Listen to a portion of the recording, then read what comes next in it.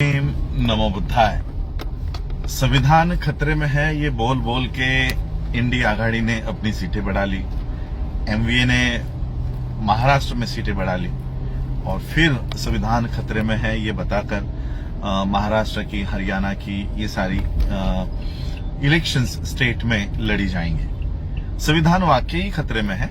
संविधान ऐसा नहीं है कि खतरे में नहीं है, संविधान वाकई में खतरे में है। लेकिन जो लोग संविधान खतरे में है ये कहकर संसद में गए हैं, अभी विधानसभा में जाएंगे, तो जब संविधान पर सही मायने में हमला हो रहा है तब ये लोग चुप क्यों है?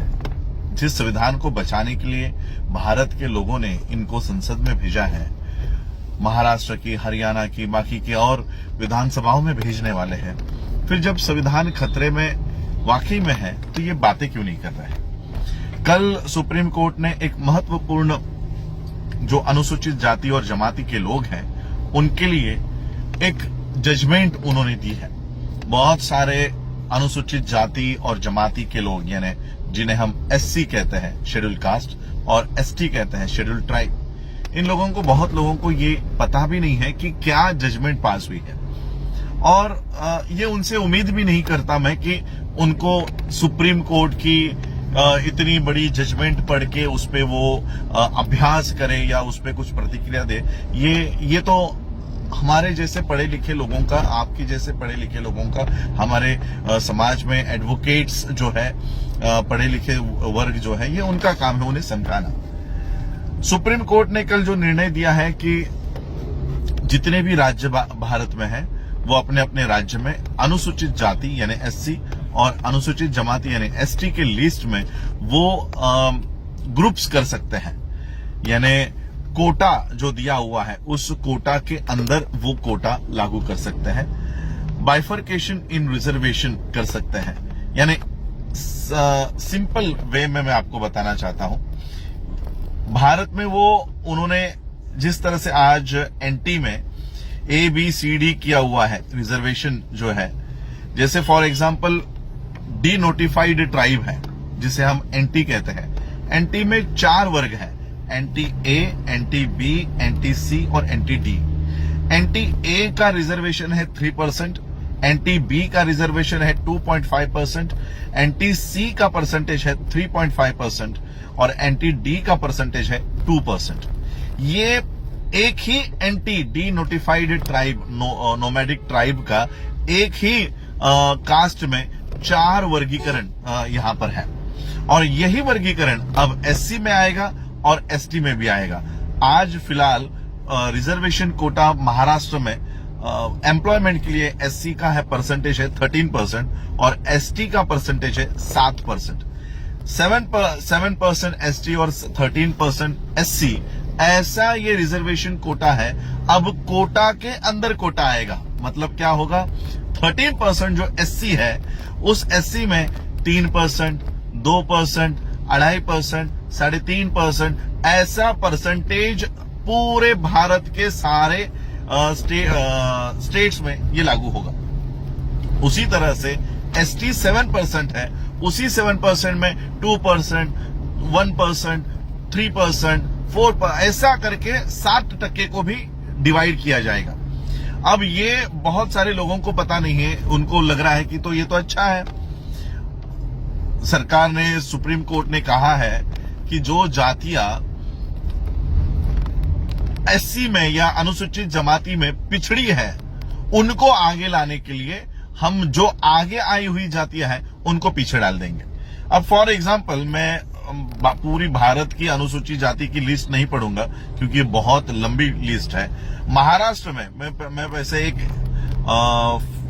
एग्जांपल देना चाहूंगा। आंध्र प्रदेश में अनुसूचित जाति में 61 कास्ट आती है, आसाम में यही आंकड़ा 16 जातियां आती है, बिहार में अनुसूचित जाति में 23 जातियां आती है, गुजरात में अनुसूचित जाति में 36 जातियां आती है, हरियाणा में अनुसूचित जाति में 37 कास्ट आती है, हिमाचल प्रदेश में यही आंकड़ा 57 जातियां है, झारखंड में 22 जातियां एससी है, कर्नाटक में 59 भी नहीं, 101 जातियां कर्नाटक में एससी है, केरला में केरला में ये आंकड़ा 69 है, मध्य प्रदेश में ये आंकड़ा 48 है, महाराष्ट्र में ये आंकड़ा 59 है। ऐसे कई सारे स्टेट्स की ये अनुसूची आपको गैजेट में देखने मिल जाएगी।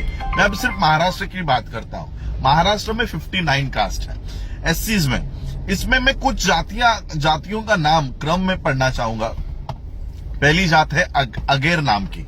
अगेर, अनामुक, आरयमाला, अरवमाला, बहना, बहाना, बाकड़, बांट, बलाही, बलई, बसूर, बरूड, बंसूर, बंसोड़ी, बसोड़, बेड़ा जंगम, बुड़गा जंगम, बेदर, भांबी, भांबी, दारू, असोरी, चमाड़िया, चमार, चमारी, चांभार, चमगर, हरियाला, हराली, ऐसी बहुत सारी जातियां हैं। भंगी, बिंडला, ब्यागरा, चलवादी, चेन्ना दसर, दक्कल, ढोर, दोम, यलमवार,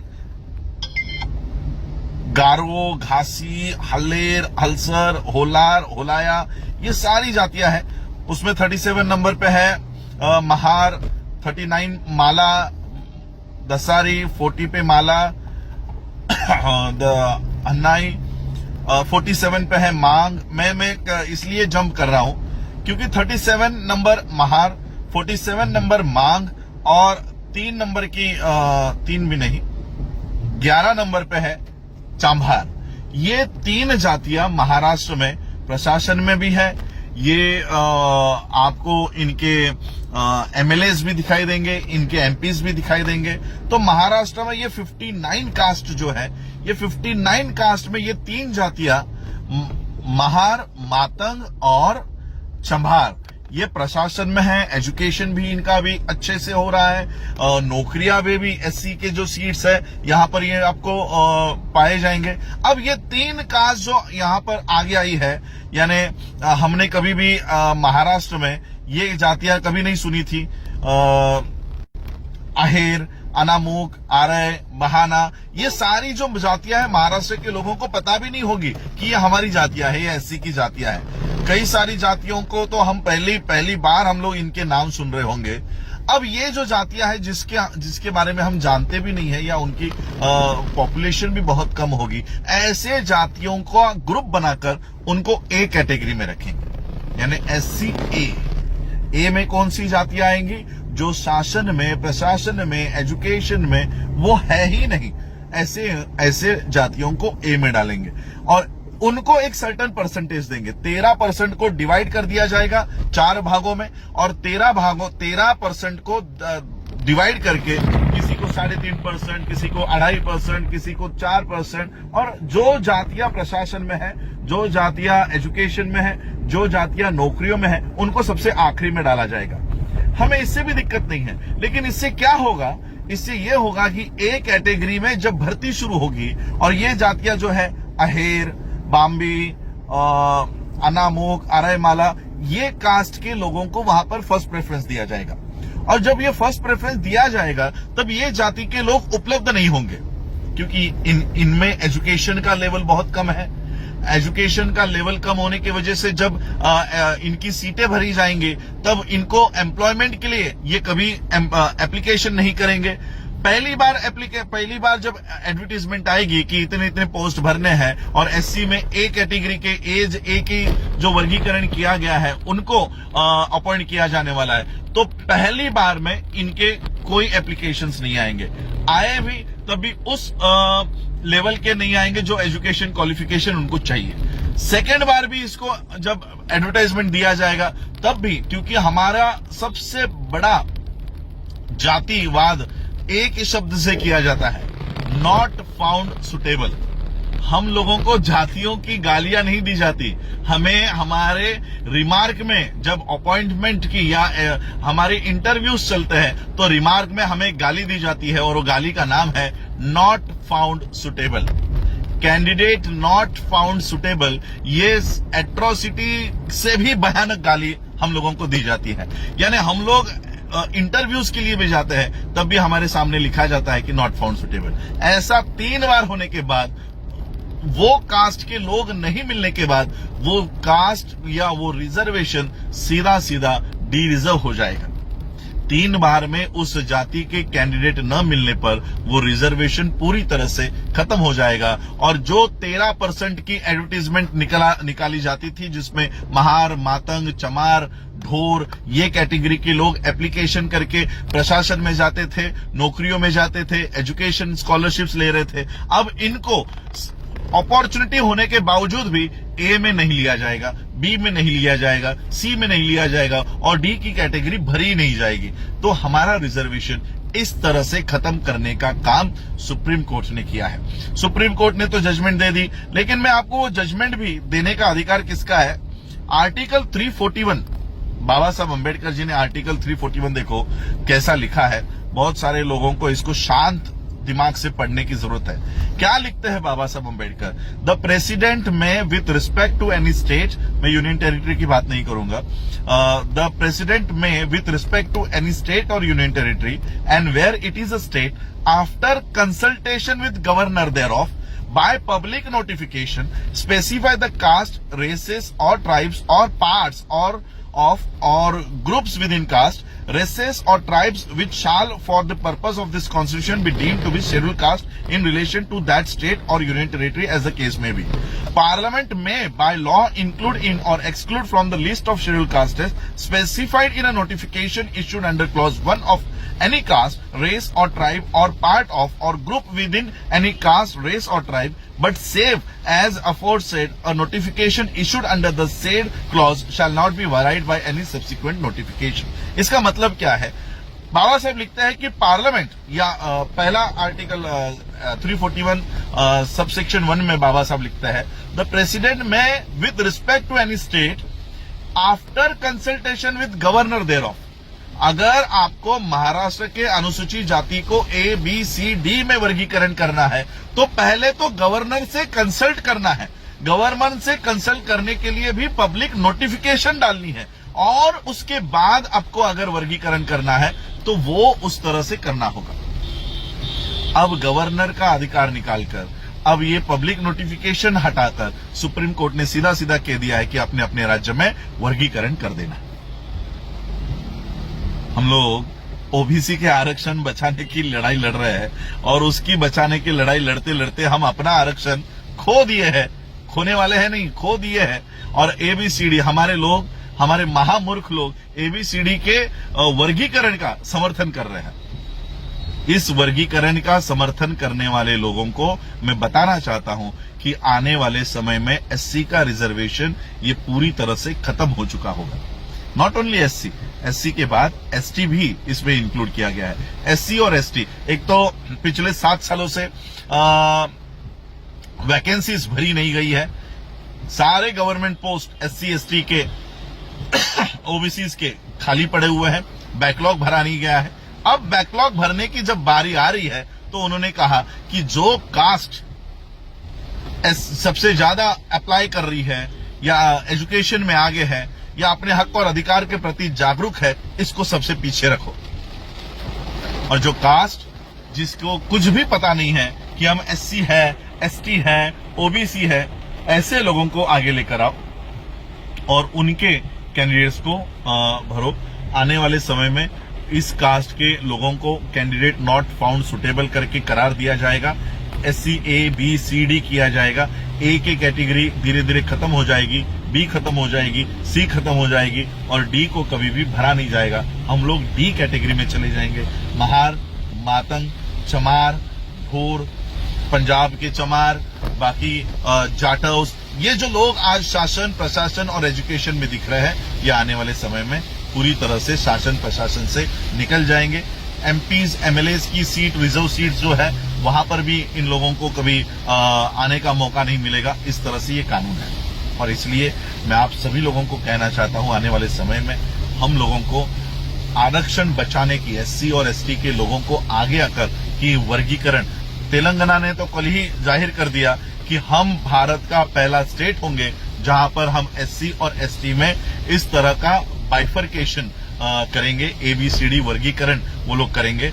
और मैं ये कहना चाहता हूं भारत के सभी राज्य के लोगों को अब अपना अपना राज्य छोड़ के, अगर तेलंगाना इस तरह का एससी और एसटी में विभाजन कर रहा है तो सारे देश के लोग, एससी के, एसटी के सभी लोगों को तेलंगाना में आकर वहां के गवर्नर के सामने, वहां के लोगों के सामने हम लोगों को तेलंगाना बंद करने का और धीरे धीरे जहां जहां पर स्टेट्स में ये कानून बनेगा वो स्टेट बंद करवाने का काम हमको करना होगा।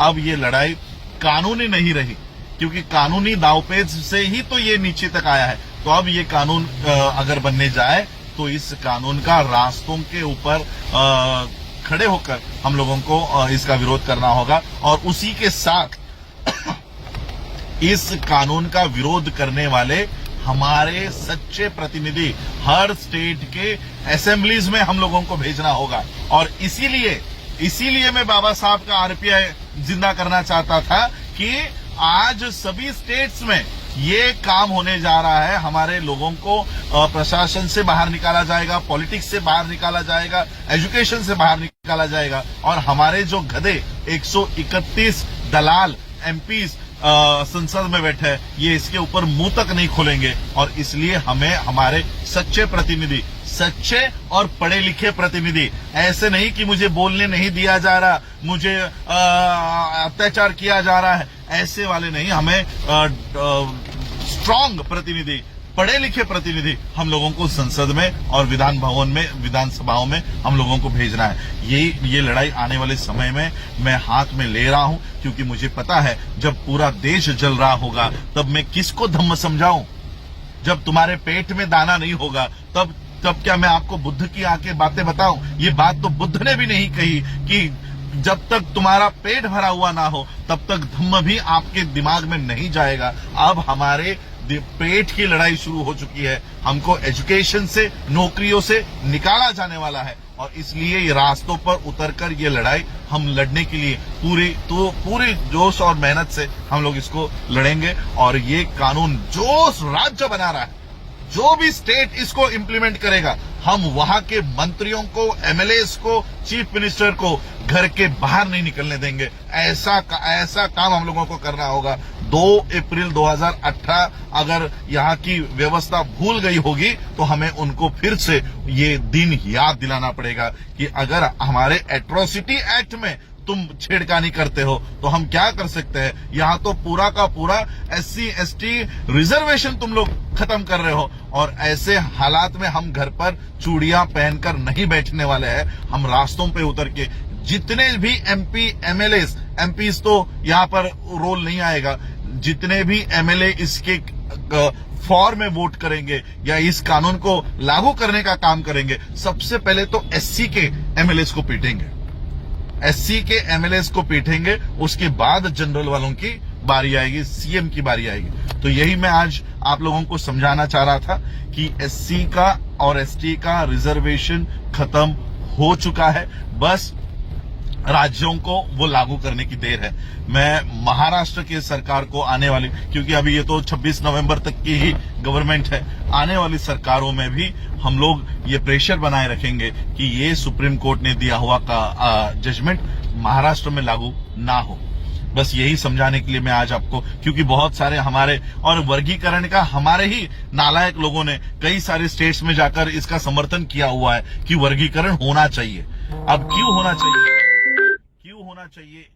ये कभी इन्होंने बताया नहीं, लेकिन ABCD ये बाइफर्केशन अगर एससी में हो जाए और एसटी में हो जाए तो हमारे जो कैंडिडेट सुटेबल होने के बावजूद भी ABCD में कभी अप्लाई नहीं कर पाएंगे और कैंडिडेट नॉट सुटेबल कहकर हमारी जो रिजर्वेशन है, ये डी रिजर्व, ये जो सीट्स है ये डी रिजर्व कर दी जाएंगी। इसलिए हम लोगों को इस कानून के खिलाफ लड़ना है। जय भीम, नमो बुद्धाय।